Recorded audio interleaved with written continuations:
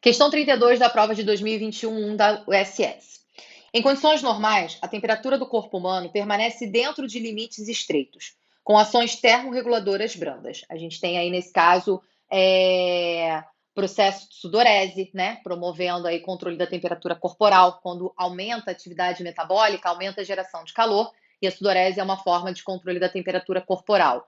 A gente tem também vasodilatação, para ajudar também na perda de calor para o meio, né? Então, tudo junto com a sudorese, isso ajuda na regulação da temperatura quando aumenta a produção de calor no corpo. Quando a gente está perdendo muito calor para o meio externo, a gente tem vasoconstrição, a gente costuma tremer muito, né? Essa contração muscular gera também calor, ajuda na manutenção de calor no organismo. São processos que podem acontecer justamente para tentar controlar aí essa temperatura corporal, ajudar, né, no processo de controle da temperatura corporal. Porém, durante a realização de uma atividade física, a temperatura corporal aumenta e a liberação de água por evaporação do suor produzido passa a ser imprescindível para a manutenção da homeostase. Durante a atividade física, o nosso metabolismo aumenta, consequentemente aumenta a produção de calor. Então, a gente precisa perder calor para o meio para manter a temperatura do corpo estável. E aí é através do suor o principal mecanismo que a gente tem de perda de calor para o meio. A vasodilatação também acontece, tanto que é uma característica que ocorre quando você está fazendo uma atividade física, o rosto principalmente, a gente percebe muito isso, né? Fica vermelho, né? Por conta da vasodilatação. Isso ajuda, né? A vasodilatação aumenta o fluxo de sangue e aí o calor vai sendo perdido mais rapidamente para o meio externo. Mas o suor é o nosso grande trunfo aí nessa história de regulação da temperatura corporal.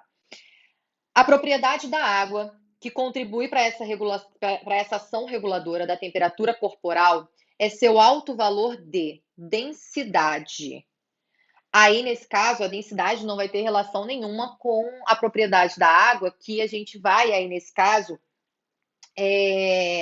relacionar com manutenção de temperatura corporal, né? Então, não faz sentido esse alto valor de densidade. Alto valor de viscosidade, né? Também não. A viscosidade vai aí, nesse caso, é uma propriedade física que vai falar da fluidez daquela substância. E aí, nesse caso, a água ela não é viscosa, né? A gente não tem essa característica de viscosidade ali relacionada à água. Calor específico. Calor específico, sim, é a quantidade de energia necessária para a alteração da temperatura da água. A água ela tem alto calor específico. Então, como ela tem alto calor específico, isso é uma característica que ajuda muito na regulação da temperatura corporal. Mudar a temperatura da água não é algo tão simples assim. Ela tem que ganhar muita energia para que essa mudança aconteça. E aí a gente vai observar que nesse processo, né, ele fala para a gente, né, da liberação da água por evaporação do suor. A gente vai observar que quando você tem o suor produzido, né, você tem água aí do suor sendo água liberada no suor, né, na verdade, quando essa água evapora, né, é porque você tem aí, nesse caso, essa água ganhando muita energia para que essa mudança de estado físico aconteça, né? Você tem ali líquido e ela vai evaporar. E isso faz com que ela roube calor da superfície da tua pele. Então, parte dessa energia que promoveu essa mudança de estado físico para que a água evapore, né?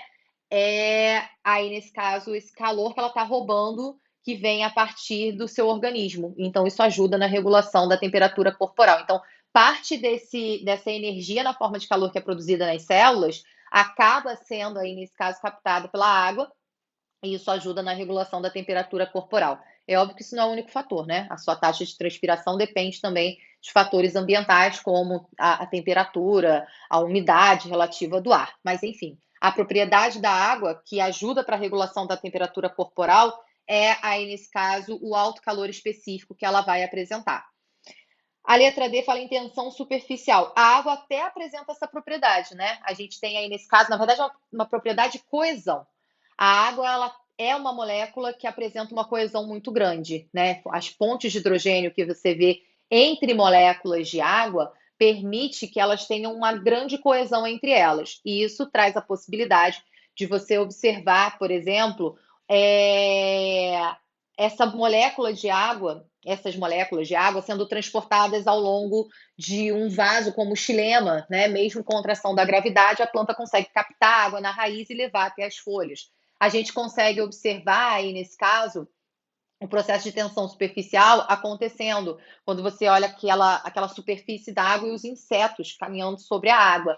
Na verdade, a molécula de água, as moléculas de água, elas têm uma coesão muito grande, então forma como se fosse realmente uma lâmina na superfície, onde animais que são pequenos, como os insetos, conseguem caminhar sobre essa superfície, tá? Então essa propriedade seria de tensão superficial, mas isso não ajuda na regulação da temperatura corporal. O que vai aí, nesse caso, ser a característica da propriedade da água, que vai ser aí, nesse caso, essencial para a manutenção da temperatura corporal, é o seu alto calor específico, que seria a letra C, a opção correta.